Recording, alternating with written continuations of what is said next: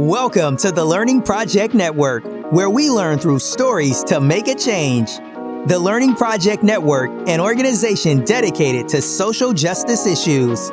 We are dedicated to learning about issues that impact children, families, and communities to help start conversations that lead to solutions. We believe that through storytelling and peer support, individuals can better understand how experiences lead to outcomes. Hey everybody, it's Stephanie with the Learning Project. You guys, I am so excited today. Okay, first of all, I be on Facebook, I be looking around, trying to get to know people, trying to see what they're doing, and I met Mona. Okay, let me tell you this weird story though. So you guys know Alex Lockett, he does a lot of my photos. I just love him. But the reason why I chose to go with him in the very beginning was because Mona's picture, okay? I'm going to try to tag this picture in, y'all. This picture of Mona was like in this room where there was like not photo albums, but records and all different kinds of stuff. It was like a music vibe. It was like this urban vibe that met New Jersey, that New Jersey brought New York, and then New York brought some other stuff. And it was just amazing. And I was like, I've got to find the person that did this picture. So that's how I got connected with Alex. But I wanted to go back to this original inspiration, and I wanted Mona to be a part of this segment of understanding what it means to indulge in self-love. You guys know I'm getting ready to start talking about self-love, connection, relationships. This is probably like one of the hardest things to talk about right now for me because this is my journey. It's part of my healing story. So some of this is going to get real raw as we go through this segment, you guys. So I'm very excited. So Mona, welcome to the Learning Project. And thank you so much for bringing your life experiences and stories to us today. Thank you so much for having me. I really appreciate it. You just gassed me up for like 5 minutes. It was no gas. All fire. Okay. It's the truth. Well, tell us a little bit about who you are and what led up to you taking this photo. So I'm originally from Georgia. Savannah, Georgia. I relocated here to the Spokane area with the military, and it was the weirdest thing. I moved like on the spur of the moment just to find myself, Yep. A lot of things happen as far as like major life changes, and I just wanted a do-over. So I came and started working, and I transferred my military contract, and I just wanted to tap back into pictures. I used to do hair shows back at home. So I was like, maybe I should build my own portfolio. And then I hadn't been on social media for like a decade. So I linked up with Alex. I think I just found him. I don't know, how did I find Alex? I think I just found him on Facebook, just through him promoting himself. I joined a lot of African-American based groups for the area so that I could have something that grounds me, because the area is really diverse.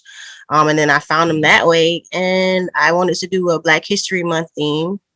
I included my daughter in those, and I had a all black theme in my head, and I just went and took it. Juneteenth was coming up. That's around the same week of Juneteenth. My history is very important to me, and I just, like I said, I wanted to tap back into doing what I love, like modeling and taking photos. I don't have a contract. I just thought that I should, stay ready. So when the opportunity arises, I'll have a portfolio to give. So it started with me just wanting to tap back into building my brand, starting over with social media, and putting myself out there in a new environment where I didn't know anybody. Oh my goodness. Okay. So I love this story so much for so many reasons. One, people hate taking pictures of themselves. Like I'm one of them. And like, I actually realized that this was something I needed to really work on. And it wasn't like because anything in general, but I just really felt like you don't need to be doing all that. You're doing too much. Like you don't need to make this picture extra. You don't need to do these things. But when I started seeing people do these photos, especially the maternity photos, I wasn't going to do them at first. And then I was like, you know what? I'm going to do them. And I'm going to have like 5 outfit changes. Like, I'm just going to be so extra, so ridiculous. I'm just going to do this. And for me, those photos were so healing, and that experience was so empowering. So as you like, I know you're on your journey with modeling, but what is it for you when you see yourself in a photo? How does it empower you, and what does it bring up for you? For me, I just want to be a representation for my daughter, number one. With her being a strong individual, I want her to see someone that she can look up to. I'll bring it back to childhood. When I was younger, I didn't have much confidence. I grew out of my shyness and gained my dignity. So I think the photographs is where I tap into that the oomph that I'm giving myself. And I know you kept saying, let me take these photos, let me be extra. It's not about being extra though. Like, if that's your light, live in that, exude that, be comfortable with that. If somebody doesn't like your demeanor and your pride in yourself, that's on them. Why should you dim your light for anybody else? Listen, live in your truth. Like, I dealing with corporate America, being in the military, sometimes as an African American woman, sometimes we are made to dial ourselves back as far as emotional or just anything that we may feel. It may offend someone else or may come off as them receiving it a different way. But I feel like, why? We only got one life. Like, live into that.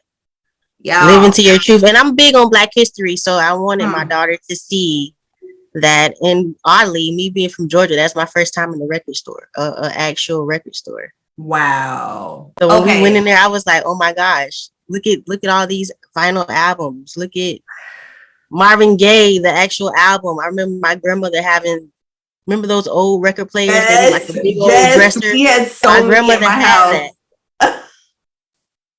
My dad was like crazy about like music. And so we had tons of records.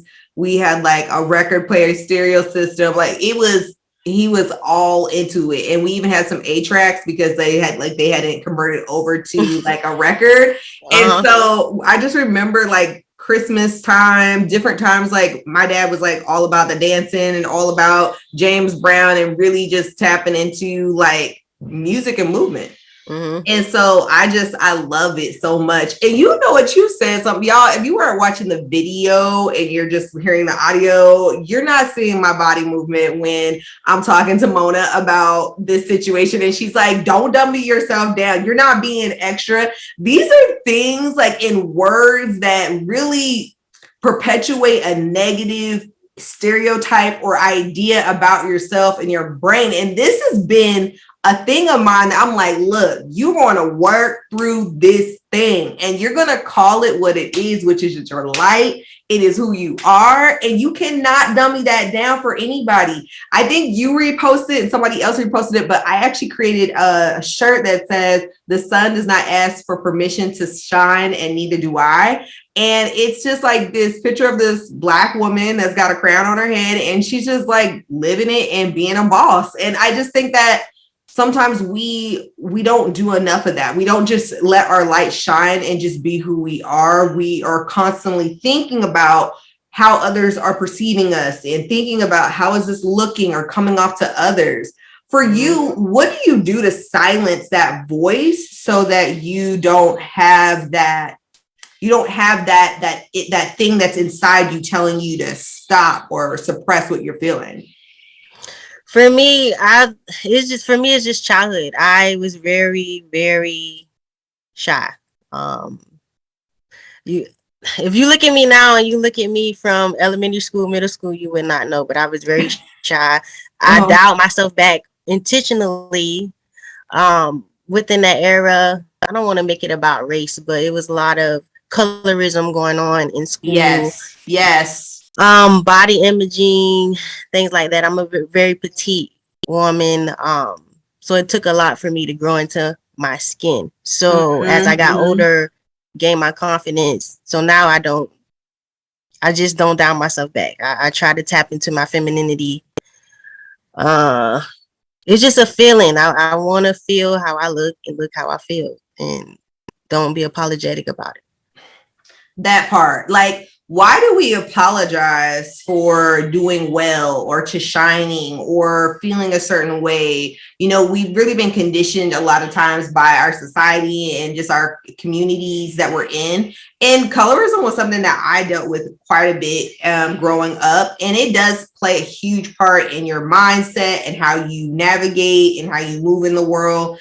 And I just love that this new generation and even just our generation is really embracing this and having the conversation of realizing like, what is this? And we need to identify it and we need to move past it because it's not healthy for anybody to live in. And when you talk about representation and wanting to be a good representation, a good model for your daughter, like what's the one thing that comes to your mind when you talk about representing her right? What is it that you want to do or you want her to learn from your experiences and your photos? Number one is self-respect, self-humility, and being graceful, giving yourself grace. A lot of times we're harder on ourselves than anybody else is. I'm guilty of that. I can be a perfectionist at times, especially in my career. Loving yourself and being okay and giving yourself grace. Sometimes the world doesn't give us that. Once you get older, you want to, you're young, you're in the house, you turn 18 and you just want to go. And these things you learn later, I feel like sometimes you're not taught that.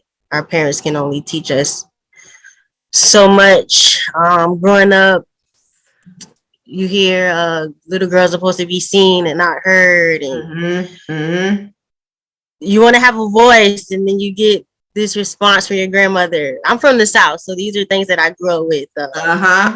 These are supposed to be seen and not heard. Stay in the child's place, but maybe I'm voicing my concern about something, and it may not be disrespectful. Maybe I just want to indulge in the conversation, even though the adults are in the room. So respectful, grace, having pride, just living in your truth.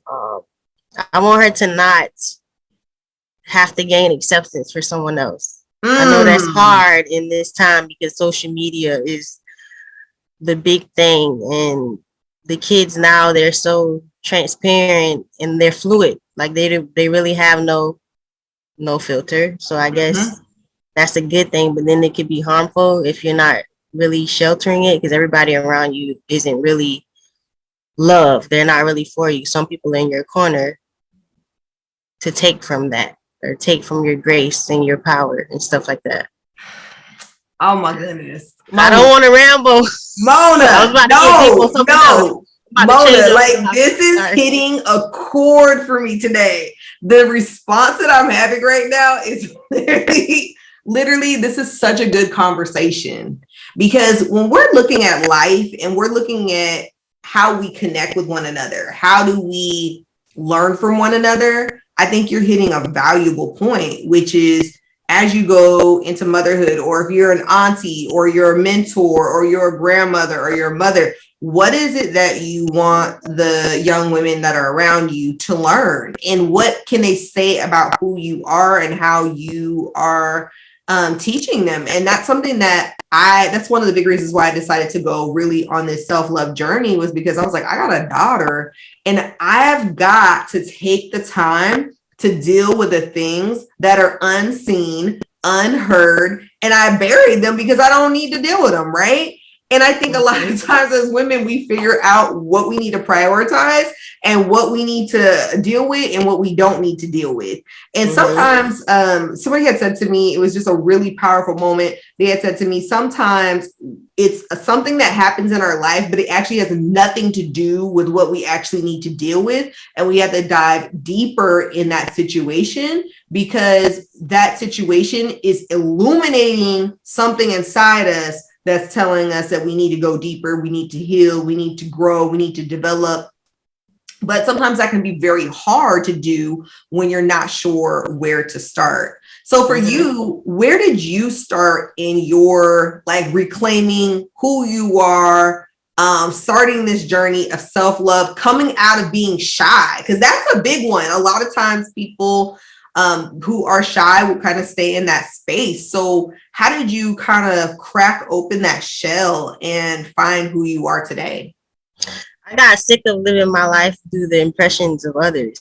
Mm, Always, in the beginning, I used external energy to determine what I did instead of going yeah, off of what I wanted to do. So you just get tired of pretending or putting on a facade for other people. yeah, Certain relationships can have you tap into, you know how when you're dating and you're all about the relationship, sometimes you can forget about yourself and the things that you want to do and the things that empower you. hmm, I think one of my relationships had me do that. I forget about what I wanted to do, what made me happy. So I needed to yeah, tap back into that and find myself again. yeah, Motherhood, sometimes you can get wrapped up into being a mother. You want to be such a good mom that you forget that self-care. It could be getting a facial or, going for a run or just getting something that you wanted to get instead of baby food or just anything. Like life happens and yes. you can forget about yourself.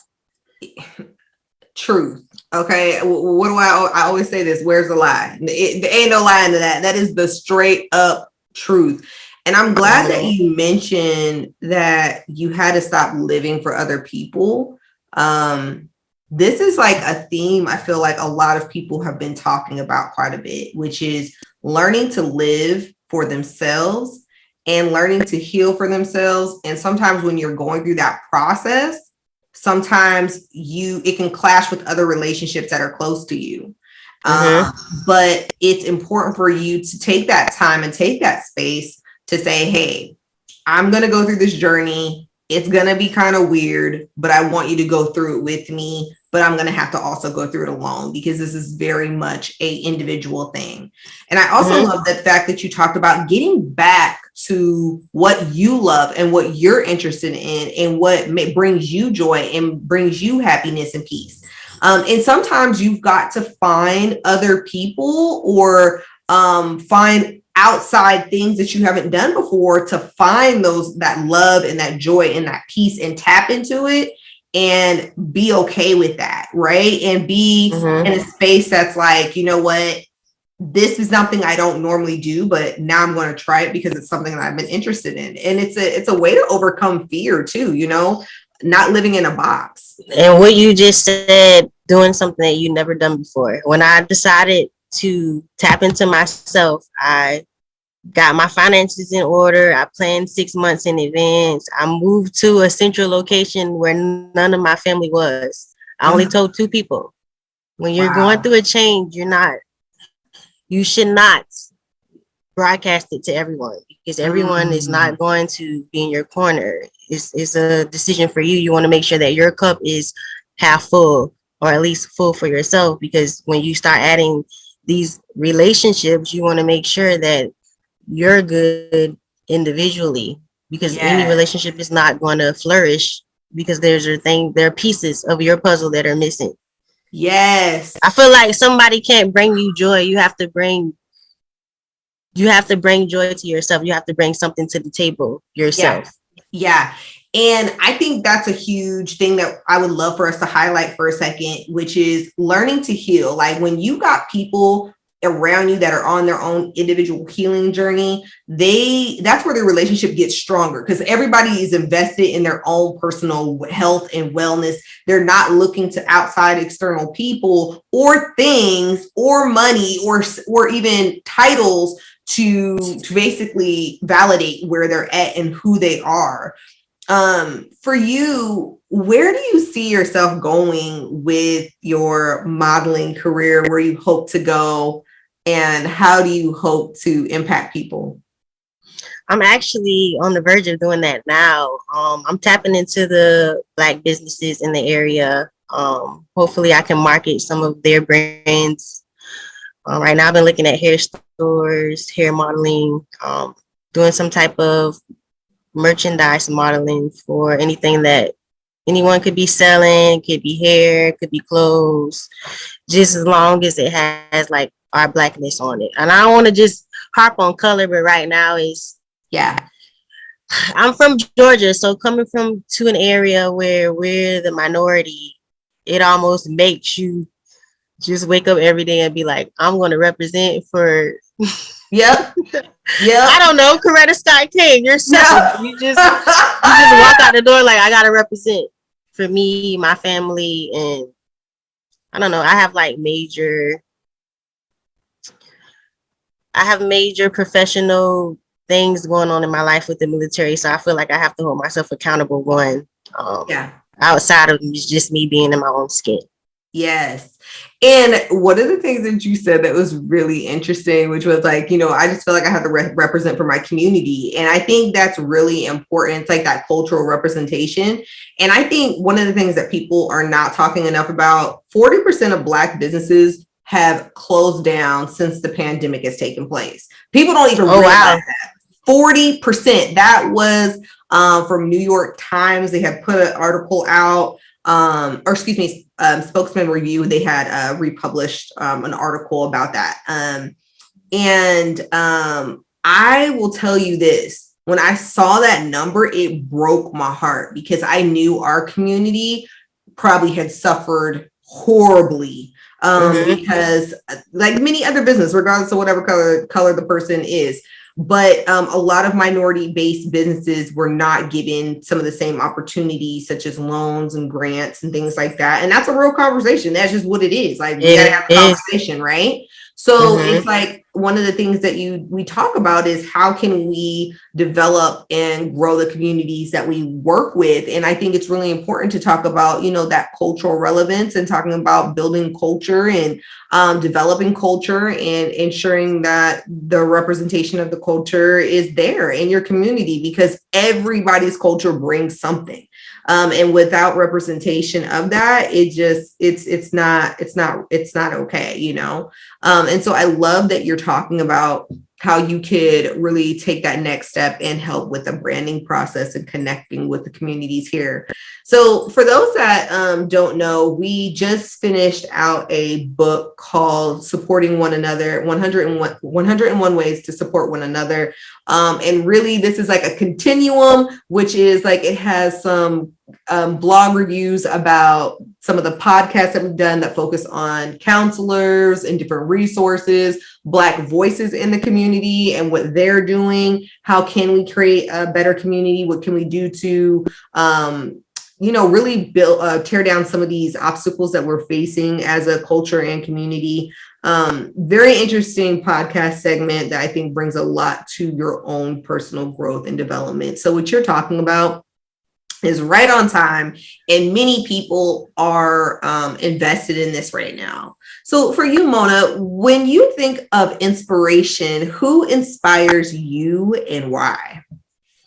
I say my parents, because your parents, they're doing what they can in that moment, and we really don't see when we're growing up, we don't get our way of certain things. I feel like it really it hones on to what they went through while you were growing up. I aspire to be better than what they were able to give to me. Not saying that I had a bad childhood, but it taught me what to do, what not to do, and where I want to see myself as a parent and as an individual woman in my community. It's about knowing my social awareness and what I add to the table and where I meet in that in my daily life.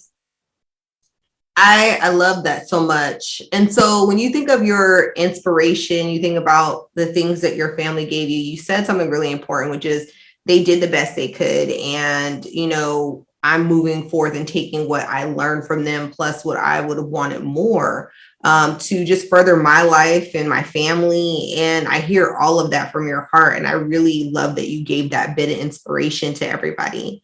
You guys, I hope you learned a lot about what it means to embrace yourself and to really put down those negative thoughts about yourself. Take an opportunity to take a photo. Get not just take a photo, but like get professional pictures done that really encompass who you are. And to take that next leap and take that next step and say, what am I going to do and how am I going to do this? And how can this image represent me and what I want to do in the future? I think that's really important to have something that is physical, that can help you see it, believe it, connect it, all of it. So Mona, what's your last words of inspiration that you would like to give our listeners and viewers about loving yourself and taking the leap? I want to say, if there's something that you wanted to do and someone deterred you away from doing that, just do it. Case in point, the photos that you saw, that you're referencing. Prior to, I had always had natural long hair. Mm-hmm. Always had natural long hair. I wasn't freaking on getting perms in the beginning. My grandmother used to straighten comb my hair. I wore braids, pressing combs.